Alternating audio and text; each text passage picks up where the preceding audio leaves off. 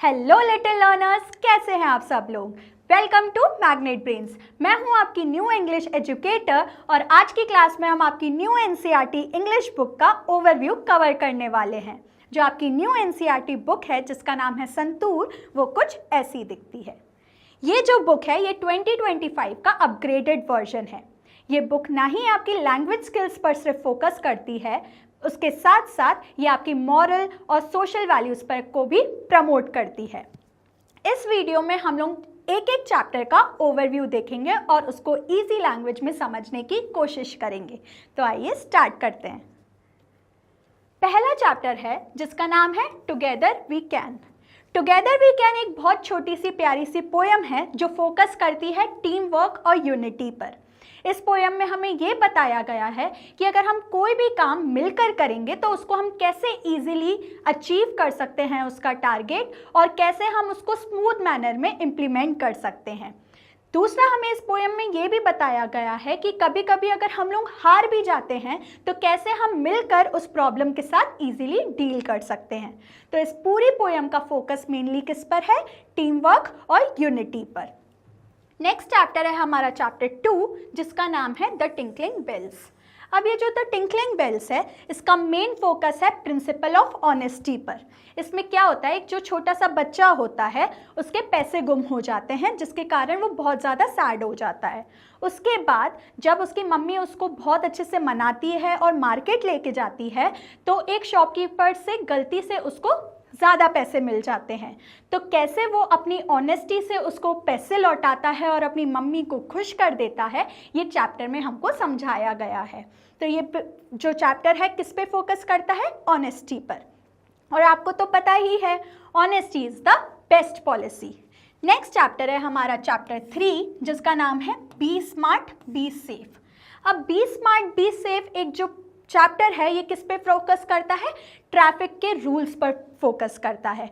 आजकल तो आपको पता ही है बहुत ज़्यादा ट्रैफिक हो गया है, बहुत ज़्यादा रोड एक्सीडेंट्स बढ़ गए हैं, बहुत ज़्यादा जाम लग जाता है।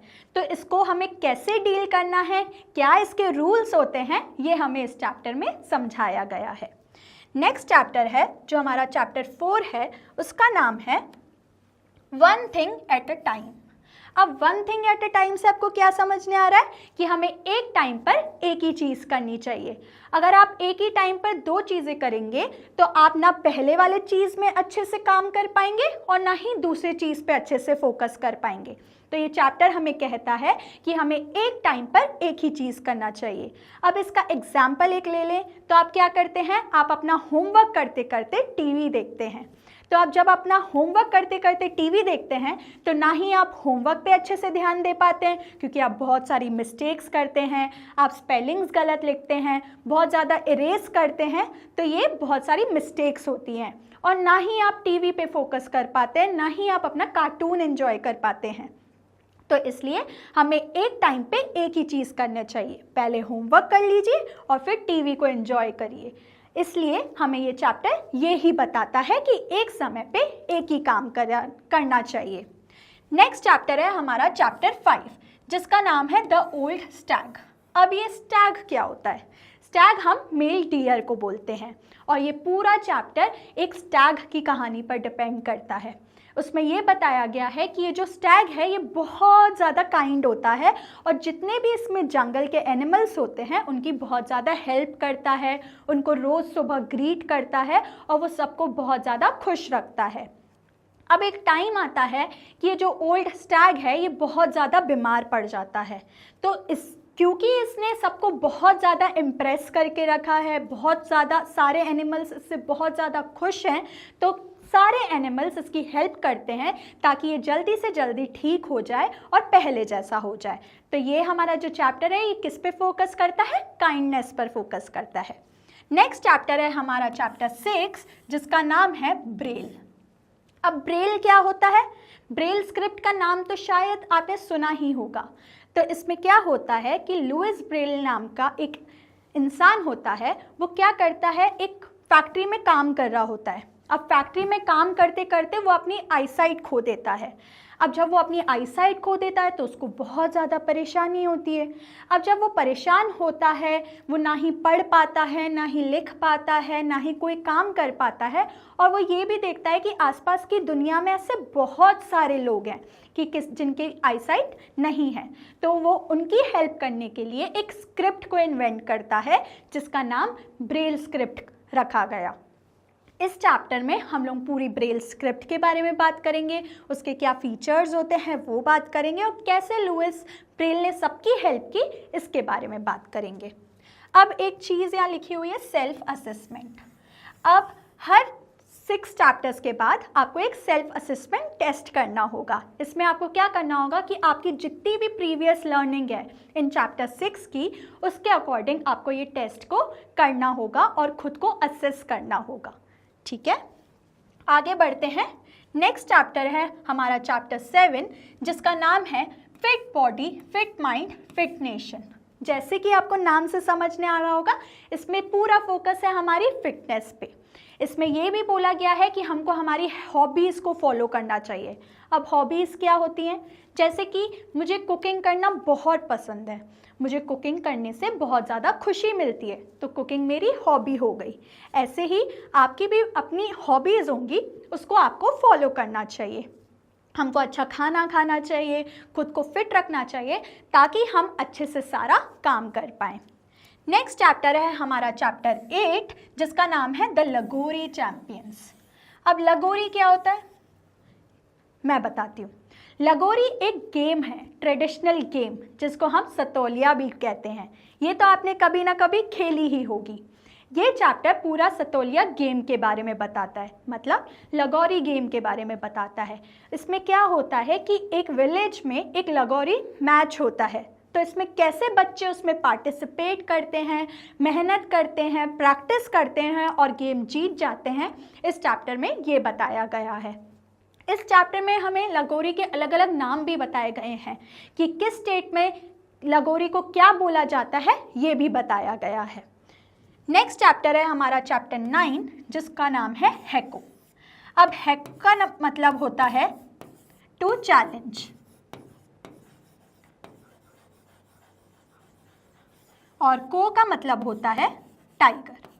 अब ये हैको क्या होता है? हैको एक टाइप का गेम है जिससे विलेजर्स ये पता लगाते हैं कि एक विलेज में कितने स्ट्रॉन्ग लोग हैं। अब इस गेम में क्या होता है कि 2 टीम्स बनाई जाती हैं। एक टीम में 11 मेंबर्स होते हैं, वो एक सर्कल में आपस में compete करते हैं और उससे विलेजर्स ये पता लगाते हैं कि कैसे एक विलेज में कितने ज़्यादा स्ट्रॉन्ग लोग हैं। इस गेम से हमें ये भी पता चलता है। तो ये जो चैप्टर है पूरा हैको गेम के बारे में है। हम आगे चल के इसके बारे में बहुत इजी लैंग्वेज में समझेंगे। नेक्स्ट चैप्टर है हमारा चैप्टर 10 जिसका नाम है द स्विंग। अब जब नाम है द स्विंग, जैसे ही नाम से समझने आ रहा है ये एक झूले के बारे में पोयम है। इसमें क्या होता है, एक छोटा बच्चा अपना पॉइंट ऑफ व्यू बताता है कि जब वो झूले पे बैठता है और वो जब ऊपर आसमान में जाता है तो वो कैसा फील करता है। उसमें ये भी बताया गया है कि जब वो आसमान में जाता है तो पार्क की बाउंड्रीज़ के बाहर भी उसको दुनिया देखने को मिलती है और वो उसको कैसी लगती है इसके बारे में उसमें डिस्क्राइब किया हुआ है। तो ये बच्चा बोलता है कि जो स्विंग है वो लाइफ का बेस्ट एक्सपीरियंस है और अपना जॉय बताता है, अपना एक्साइटमेंट बताता है। नेक्स्ट चैप्टर है हमारा चैप्टर 11 जिसका नाम है a journey to the magical mountains. इसमें हमें बताया गया है एक बच्ची और एक उसके दादा के बॉन्ड के बारे में, और ये भी बताया गया है कि कैसे वो एक ट्रैक पे जाते हैं माउंटेन्स पर। अब जब वो ट्रैक पे जा रहे होते हैं तो उनको रास्ते में क्या क्या चीज़ें एक्सपीरियंस करने को मिलती हैं, क्या क्या नई चीज़ें देखने को मिलती हैं, माउंटेन्स उनको कितने सुंदर लगते हैं, कितने करेजियस लगते हैं, कितने विजडम वाले लगते हैं, ये सब इस चैप्टर में हमको बताया गया है। नेक्स्ट चैप्टर है हमारा चैप्टर 12, और जो हमारा लास्ट चैप्टर है ये चैप्टर है हमारा महेश्वर के बारे में। अब महेश्वर क्या है? महेश्वर एक हमारा कल्चरल हेरिटेज है और एक बात बताऊँ, ये मध्य प्रदेश में ही है, इंदौर से कुछ किलोमीटर आगे। इसको किसने बनाया, कैसे बनाया, क्यों बनाया, ये इस चैप्टर में हमको समझाया गया है। कल्चरल हेरिटेज के बारे में भी बताया गया है और बताया गया है कि कल्चरल हेरिटेज कैसे इंडिया को बहुत सुंदर बनाता है और क्या रोल प्ले करता है, ये इस चैप्टर में हमको बताया गया है। अब जैसे कि मैंने आपको बताया, हर 6 चैप्टर्स के बाद आपको सेल्फ असेसमेंट करना होगा। अब जैसे कि हमने ये आगे के 6 चैप्टर पढ़ेंगे, उसके बाद ये वाला सेल्फ असेसमेंट देखेंगे कि आपको कितनी क्या चीज़ें समझने आई। आई होप आज की क्लास में आपको ये ओवरव्यू बुक का बहुत अच्छे से क्लियर हो गया हो। नेक्स्ट क्लास में हम लोग चैप्टर 1 के साथ स्टार्ट करेंगे, जिसका नाम है टुगेदर वी कैन। आगे की वीडियोस देखने के लिए आप मैग्नेट ब्रेन्स के यूट्यूब चैनल, मोबाइल एप्लीकेशन और वेबसाइट पर जा सकते हैं। ई नोट्स और ई बुक्स के लिए लिंक आपको डिस्क्रिप्शन में दिया गया है। Magnet brains high quality education provide करती है फ्री ऑफ कॉस्ट।